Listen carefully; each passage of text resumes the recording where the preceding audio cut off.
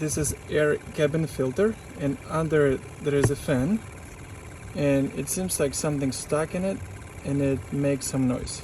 So let's try to fix it. So to get access to that fan motor, we need to move this panel which is under it.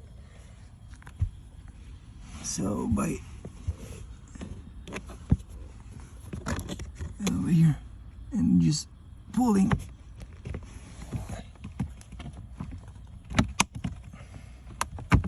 Here we go.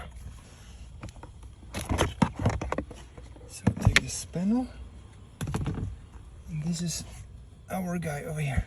First that we're gonna do to unplug it.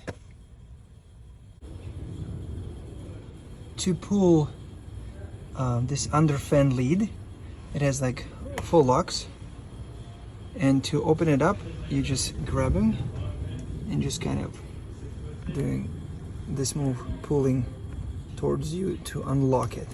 So you're doing for each. All right, it has 3 screws that we need to take. 2 you can see, the one would be over there on the back. So we're gonna start with the back one first.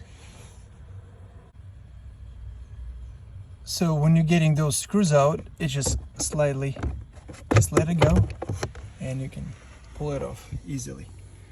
And we're gonna check. Oh, it's right there. There is a leaf stuck right there. See it? So I guess we're gonna clean it up and it's gonna work like a champ. Yep, little leaf stuck inside, so it's out. And just placing this back. Okay, and by the way. Okay, and now I'm just gonna screw those back where they should be. Okay, screws are back. Now we're just gonna connect it, start the engine and check. So it's running well, blowing, all good, doesn't make any kind of noise that's like something stuck in it, because the reason is out of it. Okay, to place the lead back, just placing into path what it should be, and another one will be over here under it. Okay, I'm just lifting it up and locking this thing up.